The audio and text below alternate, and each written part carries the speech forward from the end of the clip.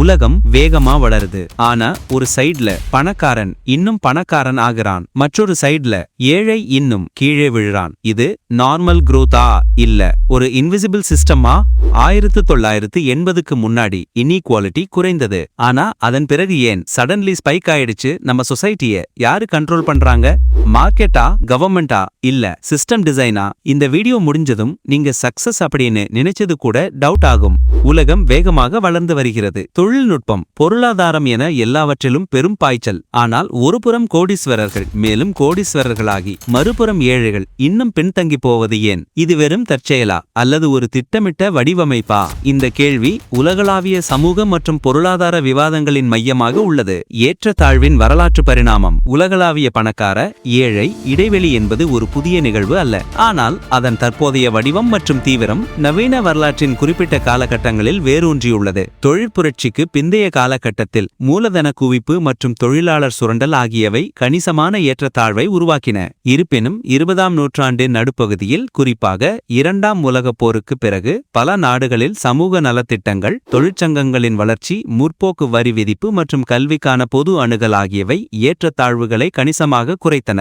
இது பெரிய சுருக்கம், அதாவது கிரேட் கம்ப்ரஷன் என்று குறிப்பிடப்படுகிறது. ஆனால் 1980கள் முதல் உலக பொருளாதாரம் புதிய திசையை நோக்கி நகர்ந்தது. நவதாராளவாத கொள்கைகளின் எழுச்சி, உலகமயமாக்கல் மற்றும் நிதிச் சந்தைகளின் தாராளமயமாக்கல் ஆகியவை ஏற்றத்தாழ்வை மீண்டும் அதிகரிக்க தொடங்கின. இந்த காலகட்டத்தில் பல நாடுகள் தங்கள் பொருளாதாரங்களை உலகளாவிய சந்தைகளுக்கு திறந்துவிட்டன, வர்த்தக தடைகளை குறைத்தன மற்றும் தனியார்மயமாக்கலை ஊக்குவித்தன.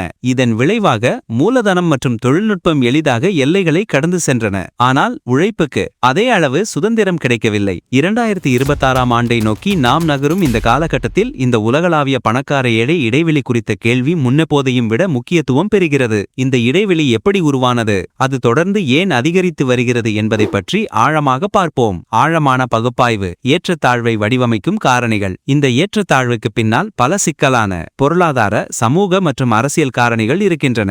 இவை ஒன்றோடொன்று பிணைந்து இந்த இடைவெளியை தொடர்ந்து விரிவுபடுத்துகின்றன.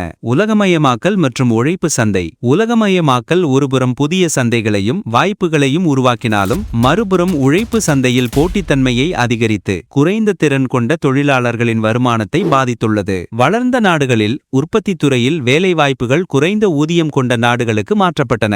இதனால் வளர்ந்த நாடுகளில் குறைந்த திறன் கொண்ட தொழிலாளர்கள் தங்கள் வேலைகளை இழந்தனர் அல்லது குறைந்த ஊதியத்தில் பணிபுரிய வேண்டியதாயிற்று. அதே சமயம் உலகளாவிய நிறுவனங்கள் தங்கள் மூலதனத்தை எளிதாக நகர்த்தி அதிக லாபம் ஈட்ட முடிந்தது. சர்வதேச தொழிலாளர் அமைப்பு போன்ற நிறுவனங்களின் அறிக்கைகள் உலகமயமாக்கல் சில துறைகளில் ஊதிய அழுத்தத்தை ஏற்படுத்தியுள்ளதை சுட்டிக்காட்டுகின்றன. தொழில்நுட்ப வளர்ச்சி மற்றும் திறன் இடைவெளி. தொழில்நுட்ப வளர்ச்சி, குறிப்பாக ஆட்டோமேஷன், ரோபாட்டிக்ஸ் மற்றும் செயற்கை நுண்ணறிவு போன்ற புதிய கண்டுபிடிப்புகள் பல துறைகளில் வேலைவாய்ப்புகளை குறைத்து அதிக திறன் கொண்டவர்களுக்கு மட்டுமே பலனளிக்கும் சூழலை உருவாக்கியுள்ளது. எடுத்துக்காட்டாக, உற்பத்தி துறையில் ரோபாட்டிக்ஸ் பயன்பாடு, கணக்கியல் துறையில் AI பயன்பாடு ஆகியவை மனித உழைப்பின் தேவையை குறைக்கின்றன. இது திறன் சார்பு தொழில்நுட்ப மாற்றம் என்று அழைக்கப்படுகிறது. இது அதிக திறன்களை கொண்ட தொழிலாளர்களுக்கு அதிக ஊதியத்தையும் குறைந்த திறன்களை கொண்டவர்களுக்கு குறைந்த வாய்ப்புகளையும் வழங்குகிறது. உலக பொருளாதார மன்றத்தின் அறிக்கைகள் எதிர்கால வேலை சந்தையில் தேவைப்படும் திறன்களுக்கும் தற்போதுள்ள திறன்களுக்கும் இடையே உள்ள இடைவெளியை வலியுறுத்துகின்றன.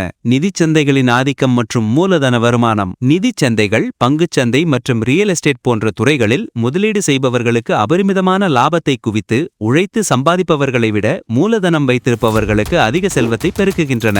2008ஆம் ஆண்டு உலகளாவிய நிதி நெருக்கடிக்கு பிந்தைய காலகட்டத்தில் பல மத்திய வங்கிகள் பணப்புழக்கத்தை அதிகரிக்க வட்டி விகிதங்களை குறைத்தன.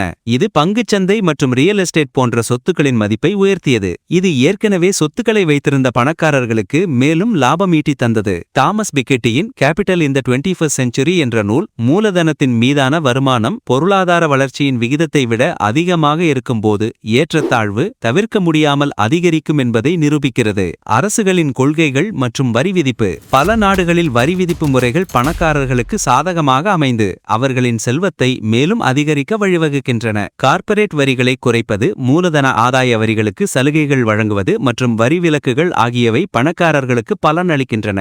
அதே சமயம் குறைந்த மற்றும் நடுத்தர வருவாய் பிரிவினர் மீது மறைமுக வரிகள், உதாரணமாக GST அல்லது ஊதிய வரிகள் மூலம் அதிக சுமை சுமத்தப்படுகிறது. இது வருமான மறுபகிர்வை குறைத்து ஏற்றத்தாழ்வை அதிகரிக்கிறது. உலக வங்கி மற்றும் IMF போன்ற அமைப்புகள் கூட சில சில நாடுகளில் உள்ள வரி விதிப்பு முறைகள் ஏற்றத்தாழ்வை சரிசெய்ய போதுமானதாக இல்லை என்பதை ஒப்புக்கொள்கின்றன. அடிப்படை வசதிகளுக்கான அணுகல். கல்வி மற்றும் சுகாதார அணுகல் போன்ற அடிப்படை வசதிகளிலும் ஏற்றத்தாழ்வு நிலவுகிறது. தரமான கல்வி மற்றும் மருத்துவ வசதிகள் பணக்காரர்களுக்கு எளிதில் கிடைப்பதும் ஏழைகளுக்கு அவை எட்டாக்கணியாக இருப்பதும் தலைமுறையாக இந்த இடைவெளியை நீட்டிக்கிறது. ஏழை குடும்பங்களிலிருந்து வரும் குழந்தைகள் தரமான கல்வி பெற முடியாமல் போவது அவர்களின் எதிர்கால வாய்ப்புகளை பாதிக்கிறது. இது ஒரு தலைமுறையிலிருந்து அடுத்த தலைமுறைக்கும் வறுமையை கடத்துகிறது. சமூக, அரசியல் மற்றும் பொருளாதார விளைவுகள். இந்த பணக்கார ஏழை இடைவெளி சமூகத்தில் பல கடுமையான தாக்கங்களை ஏற்படுத்துகிறது. ஏற்றத்தாழ்வு அதிகரிக்கும் போது சமூகத்தில் விரக்தி, கோபம் மற்றும் வெறுப்பு உணர்வுகள் பெருகுகின்றன. இது குற்றங்கள் அதிகரிப்பதற்கும் சமூக அமைதியின்மைக்கும் போராட்டங்களுக்கும் வழிவகுக்கிறது. உலகெங்கிலும் பல நாடுகளில் பொருளாதார ஏற்றத்தாழ்வை மையமாக கொண்ட சமூக இயக்கங்கள் உருவாகியுள்ளன. அதிக ஏற்றத்தாழ்வு அரசியல் துருவமயமாக்கலுக்கு வழிவகுக்கிறது. பணக்காரர்கள் தங்கள் செல்வாக்கை பயன்படுத்தி கொள்கைகளை தங்களுக்கு சாதகமாக மாற்றிக்கொள்கிறார்கள். இது ஜனநாயக நிறுவனங்கள் மீதான பொதுமக்களின் நம்பிக்கையை அரிக்கிறது. இது அரசியல் ஸ்திரமின்மை, பாப்புலிசத்தின் எழுச்சி மற்றும் ஜனநாயகத்தின் மீதான அச்சுறுத்தல்களுக்கு வழிவகுக்கும். ஏழை குடும்பங்கள். தரமான மருத்துவ வசதிகளை அணுக முடியாமல் போவதால் பொது சுகாதார சிக்கல்கள் அதிகரிக்கின்றன. ஊட்டச்சத்து குறைபாடு, நாள்பட்ட நோய்கள் மற்றும் மனநல பிரச்சினைகள் ஏழைகளிடையே அதிகமாக காணப்படுகின்றன. பெரும்பாலான மக்களின் வாங்கும் சக்தி குறைவாக இருப்பதால் நுகர்வோர் சந்தை பாதிக்கப்படுகிறது. இது ஒட்டுமொத்த பொருளாதார வளர்ச்சிக்கு தடையாக அமைகிறது. குறைந்த வருமானம் கொண்ட பிரிவினர் சேமிக்கவோ அல்லது முதலீடு செய்யவோ வாய்ப்பில்லாமல் போகிறது. இது நீண்டகால பொருளாதார வளர்ச்சிக்கு அத்தியாவசியமான மூலதன உருவாக்கத்தை பாதிக்கிறது. ஏற்றத்தாழ்வு சுற்றுச்சூழல் பாதிப்புகளுடன் தொடர்புடையது. பணக்காரர்கள் அதிக வளங்களை நுகர்கிறார்கள், அதே சமயம் ஏழைகள் பெரும்பாலும் சுற்றுச்சூழல் சீரழிவின் விளைவுகளால் பாதிக்கப்படுகிறார்கள். ஏற்றத்தாழ்வு குறித்த பிற கண்ணோட்டங்கள். இந்த பணக்கார ஏழை இடைவெளி ஒரு தீவிரமான பிரச்சினை என்றாலும் இது குறித்து வேறுபட்ட கண்ணோட்டங்களும் உள்ளன. சிலர் செல்வம் என்பது தனிநபர்களின் கடின உழைப்பு, திறமை, புதுமை மற்றும் இடரெடுக்கும் தன்மை ஆகியவற்றின் நேரடி விளைவு என்று வாதிடுகின்றனர். இந்த கண்ணோட்டத்தில் ஏற்றத்தாழ்வு என்பது இயற்கையானது மற்றும் தவிர்க்க முடியாதது. ஏனெனில் எல்லோரும் ஒரே மாதிரியான திறமைகளையும் முயற்சியையும் கொண்டிருப்பதில்லை. அதிக வெகுமதிகள் புதுமைகளை ஊக்குவித்து ஒட்டுமொத்த சமூகத்திற்கும் நன்மை பயக்கும் என்று நம்பப்படுகிறது. Trickle down effect. பணக்காரர்களுக்கு வரி சலுகைகள் வழங்குவது அல்லது அவர்களை முதலீடு செய்ய ஊக்குவிப்பது இறுதியில் அனைவருக்கும் நன்மை பயக்கும் என்ற கோட்பாடு இது. பணக்காரர்கள் தங்கள் செல்வத்தை முதலீடு செய்யும் போது அது வேலைவாய்ப்புகளை உருவாக்குகிறது, பொருளாதார வளர்ச்சியை தூண்டுகிறது. இதன் மூலம் ஏழைகளின் வாழ்க்கை தரமும் உயர்கிறது என்று வாதிடப்படுகிறது. சிலர் ஏற்றத்தாழ்வை விட முழுமையான வறுமையை குறைப்பதில் கவனம் செலுத்த வேண்டும் என்று வாதிடுகிறார்கள். உலகளவில் கடந்த சில தசாப்தங்களாக பல மில்லியன் மக்கள் முழுமையான வறுமையிலிருந்து மீட்கப்பட்டுள்ளனர். ஒரு சிலர் மிக அதிகமாக செல்வம் வைத்திருந்தாலும் ஒட்டுமொத்தமாக ஏழைகளின் வாழ்க்கை தரம் உயர்ந்தால் அதுவே முக்கியம் என்று இந்த பார்வை வலியுறுத்துகிறது. தடையற்ற சந்தைகள் மற்றும் தனிநபர்களின் தேர்வு சுதந்திரம் ஆகியவை பொருளாதார வளர்ச்சிக்கு அவசியம் என்று சிலர் நம்புகின்றனர். அரசாங்கத்தின் அதிகப்படியான தலையீடு, வரி விதிப்பு மற்றும் மறுபகிர்வு முயற்சிகள் சந்தை இயக்கவியலை சிதைத்து பொருளாதார செயல்திறனை குறைக்கும் என்று அவர்கள் வாதிடுகிறார்கள். பணக்கார ஏழை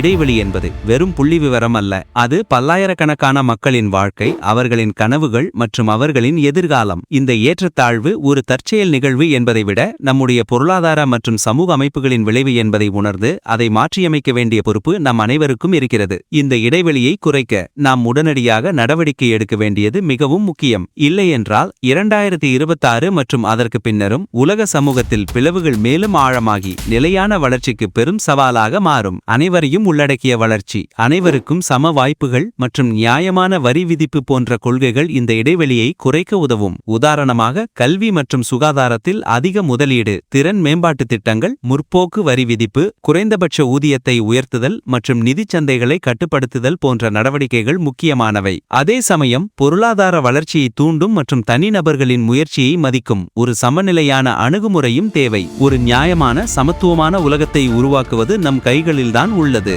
இது பல்வேறு கண்ணோட்டங்களை உள்ளடக்கிய ஒரு விரிவான மற்றும் கூட்டு முயற்சியின் மூலம் மட்டுமே சாத்தியமாகும்.